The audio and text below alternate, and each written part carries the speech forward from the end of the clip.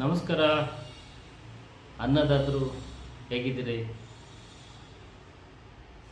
ನಾನು ನಿಮ್ಮ ಲಕ್ಷ್ಮೀ ನರಸಿಂಹ ಮಾತಾಡ್ತಿರೋದು. ಇವತ್ತಿನ ವಿಚಾರದ ಬಗ್ಗೆ ಆಲ್ರೆಡಿ ನಿಮಗೆ ಗೊತ್ತಾಗಿರುತ್ತೆ, ಕಂಪ್ಲೇಂಟ್ ನೋಡಿ. ಹೌದು, ಸಹಜವಾಗಿ ನಾವು ಈಗ ಫೀಲ್ಡ್ ವಿಸಿಟ್ ಮಾಡುವಾಗ ಹಲವಾರು ರೈತರು ಒಂದು ತಪ್ಪನ್ನು ಮಾಡ್ತಾರೆ. ಆ ತಪ್ಪಿನಿಂದಾಗಿ ಬೆಳೆ ಕೈಗೆ ಬಂದಿರೋಂಥ ಬೆಳೆ ಅಥವಾ ಇನ್ನೂ ಆಗ ಚಿಗುರೊಡಿಬೇಕಾದಂಥ ಬೆಳೆ ನಾಶ ಆಗುತ್ತೆ.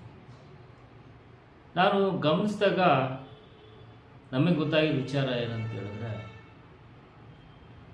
ಒಂದು ಸಣ್ಣ ಸಸಿ ಇದ್ದಾಗ ನೀವು ನರ್ಸರಿಯಿಂದ ತಂದಿರ್ಬೋದು ಅಥವಾ ಬೀಜ ಬಿತ್ತನೆ ಮಾಡಿರ್ಬೋದು.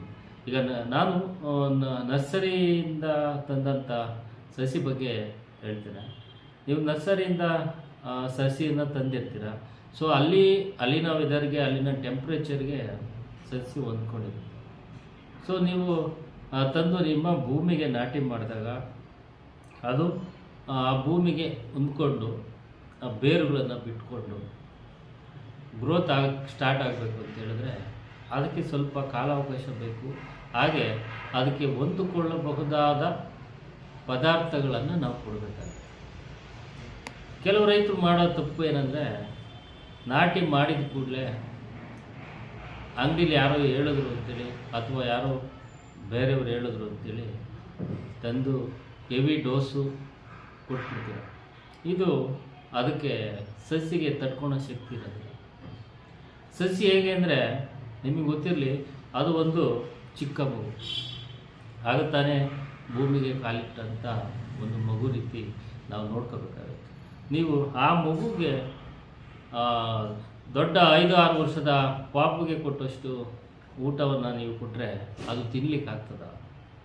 ಸಾಧ್ಯವಿಲ್ಲ. ಇದು ನೀವು ಮಾಡುವಂಥ ತಪ್ಪು.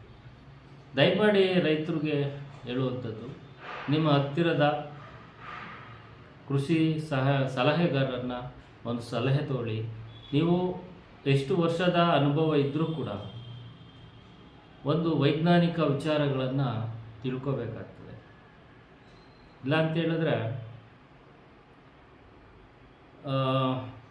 ನೀವು ಅದು ಅವ್ರು ಮಾಡಿದ್ರು, ನಮ್ಮ ಪಕ್ಕದವ್ರು ಮಾಡಿದ್ರು, ಬಂತು, ಚೆನ್ನಾಗಿ ಬಂತು ಅಂಥೇಳಿ ನೀವು ಅವ್ರು ಮಾಡಿದ್ದೆಲ್ಲ ಮಾಡ್ತಾ ಹೋದರೆ ಬೆಳೆ ಕಳ್ಕೋಬೇಕಾಗುತ್ತೆ. ಆ ಸಸಿಗಳ ಬಗ್ಗೆ, ಆ ಬೆಳೆಯ ಬಗ್ಗೆ, ಇದು ಯಾವ ವೆದರ್ಗೆ ತಡ್ಕೊಳುತ್ತೆ, ಯಾವ ಭೂಮಿಯಲ್ಲಿ ಅದು ಚೆನ್ನಾಗಿ ಗ್ರೋತ್ ಆಗುತ್ತೆ ಅನ್ನೋದನ್ನು ವಿಚಾರಗಳನ್ನು ತಿಳ್ಕೊಂಡು ಕಾಲಕ್ಕೆ ಹಂತವಾಗಿ ಅದಕ್ಕೆ ಏನು ಬೇಕು, ಯಾವ ಸ್ಟೇಜಲ್ಲಿ ಏನನ್ನು ಕೊಡಬೇಕು, ಯಾವ ನ್ಯೂಟ್ರಿಷನ್ ಅದಕ್ಕೆ ಅಗತ್ಯ ಇದೆ, ಅದನ್ನು ತಿಳ್ಕೊಂಡು ಕೊಡಬೇಕಾಗುತ್ತೆ. ಆದಾಗ ಮಾತ್ರ ಬೆಳೆ ಮತ್ತು ಉತ್ತಮ ಇಳುವರಿ, ಹಾಗೆ ನಿಮ್ಮ ಸಾಯುವಂಥದ್ದು ಕೂಡ ಕಡಿಮೆ ಆಗುತ್ತೆ. ಈಗ ನೀವು ಸಣ್ಣ ಸಸಿಗೆ ಹೆವಿ ಡೋಸನ್ನು ಕೊಟ್ಟಾಗ ಅದೇನಾಗುತ್ತೆ, ಈ ರೀತಿ ಬಾಡ್ಕೊಂಡು ಹೋಗ್ತದೆ. ಸೊ ಅದಕ್ಕೆ ನೀವು ಮೊದಲನೇದಾಗಿ ನಾನು ಕೊಡುವಂಥ ಸಲಹೆ ಏನಂದರೆ, ಸಸಿ ನಾಟಿ ಆದ ನಂತರ ಒಂದು ಉತ್ತಮವಾದ ಬಯೋ ಫರ್ಟಿಲೈಸರ್ಸನ್ನು ಕೊಟ್ಟಾಗ ಅದಕ್ಕೆ ಆ ಒಂದು ಜಾಗಕ್ಕೆ, ಆ ಮಣ್ಣಿಗೆ ಅದು ಹೊಂದ್ಕೊಳ್ಳಿಕ್ಕೆ ಸಹಕಾರಿಯಾಗ್ತದೆ. ಹಾಗೆ ಅವಕ್ಕೆ ವೈಟ್ ರೂಟ್ಸ್ ಅಂತ ಏನು ಕರಿತೀವಲ್ವ, ಆ ಬಿಳಿ ಬೇರುಗಳನ್ನು ಬಿಟ್ಕೊಳ್ಳಿಕ್ಕೆ ಸಹಾಯ ಆಗ್ತದೆ. ಆ ನಂತರ ನೀವು ಅದಕ್ಕೆ ಅವಶ್ಯಕತೆ ಇದ್ದಂಥ ಗೊಬ್ಬರಗಳನ್ನು ಕೊಡ್ತಾ ಹೋಗ್ಬೇಕು. ಆದಷ್ಟು ರಾಸಾಯನಿಕ ಗೊಬ್ಬರಗಳನ್ನು ಅವಾಯ್ಡ್ ಮಾಡಿ, ಕಡಿಮೆ ಮಾಡಿ, ಸಾವಯವ ಗೊಬ್ಬರಗಳನ್ನು ಕೊಡ್ತಾಯಿರಿ. ಯಾಕೆಂದರೆ ಭೂಮಿ ಕೂಡ ಫಲವತ್ತತೆ ಇರಬೇಕು.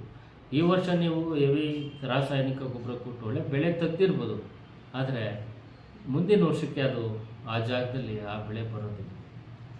ಮತ್ತೊಂದು, ನೀವು ಈ ಸೀಸನ್ನಲ್ಲಿ ಮಾಡಿದಂಥ ಬೆಳೆಯನ್ನೇ ಮುಂದಿನ ಸೀಸನ್ಗೂ ಕೂಡ ಮಾಡಲಿಕ್ಕೆ ಹೋಗಬೇಕು, ಆಯಿತಾ? ಇದೇ ರೀತಿಯಾಗಿ ಬೆಳೆಗಳ ಬಗ್ಗೆ, ಫಂಗಸ್ಗಳ ರೋಗಗಳ ಬಗ್ಗೆ ಹಾಗೂ ಹುಳುಗಳ ಬಗ್ಗೆ ಪ್ರತಿಯೊಂದು ಹಂತ ಹಂತವಾಗಿ ನಾವು ವಿಡಿಯೋಸ್ಗಳನ್ನು ಮಾಡಿ ಅಪ್ಡೇಟ್ ಕೊಡ್ತಾ ಇರ್ತೇನೆ. ದಯಮಾಡಿ ರೈತರು ಸಬ್ಸ್ಕ್ರೈಬ್ ಮಾಡ್ಕೊಳ್ಳಿ. ನಿಮ್ಗೆ ಏನೇ ಮಾಹಿತಿ ಇದ್ರೂ ಕೂಡ ನಮ್ಮನ್ನು ಸಂಪರ್ಕಿಸಿ. ಹಂತ ಹಂತವಾಗಿ ಪಾರ್ಟ್ ಬೈ ಪಾರ್ಟ್ ನಮ್ಮ ಬೆಳೆಗಳ ಅಪ್ಡೇಟ್ಗಳನ್ನು ಕೊಡ್ತಾ ಬರ್ತದೆ. ಎಲ್ರಿಗೂ ಉಪಯೋಗ ಆಗಲಿ. ಶೇರ್ ಮಾಡಿ, ಲೈಕ್ ಮಾಡಿ, ಕಮೆಂಟ್ ಮಾಡಿ. ನಿಮಗೇನಾದರೂ ಗೊಂದಲಗಳಿದ್ದರೆ ದಯವಿಟ್ಟು ಕಮೆಂಟ್ ಮಾಡಿ, ಅಥವಾ ನಮ್ಮ ಕಾಂಟ್ಯಾಕ್ಟ್ ನಂಬರ್ಗೆ ನೀವು ನೇರವಾಗಿ ಕಾಂಟ್ಯಾಕ್ಟ್ ಕೂಡ ಮಾಡ್ಬೋದು. ನಿಮಗೇನೇ ಗೊಂದಲ ಇದ್ದರೂ ಕೂಡ ಕೇಳಿ. ಮುಂದಿನ ವಿಡಿಯೋದಲ್ಲಿ ನೆಕ್ಸ್ಟು ಒಂದೊಂದು ಪ್ರತ್ಯೇಕವಾಗಿ ಒಂದೊಂದು ಬೆಳೆಯ ಬಗ್ಗೆ ಸಸಿಯಿಂದ ಹಿಡಿದು ಕೊಯ್ಲುವರೆಗೂ ಯಾವ ರೀತಿ ಜಾಗ್ರತೆಯನ್ನು ವಹಿಸಬೇಕು ಅಂತೇಳಿ ನಾವು ನಿಮಗೆ ಮಾಹಿತಿಯನ್ನು ಕೊಡ್ತಾ ಹೋಗ್ತೇವೆ. ದಯವಿಟ್ಟು ಎಲ್ಲ ವಿಡಿಯೋಗಳನ್ನು ನೋಡಿ ತಿಳ್ಕೊಳ್ಳಿ. ಆದರೂ ಗೊಂದಲ ಇದ್ದರೆ ನಮಗೆ ನೇರವಾಗಿ ಕರೆ ಮಾಡಿ ಅಥವಾ ಮೆಸೇಜ್ ಮಾಡಿ, ನಾವು ನಿಮಗೆ ರೆಸ್ಪಾಂಡ್ ಮಾಡ್ತೇವೆ. ನಮಸ್ಕಾರ. ಸರ್ವೇ ಜನ ಸುಖಿನೋ ಭವಂತು.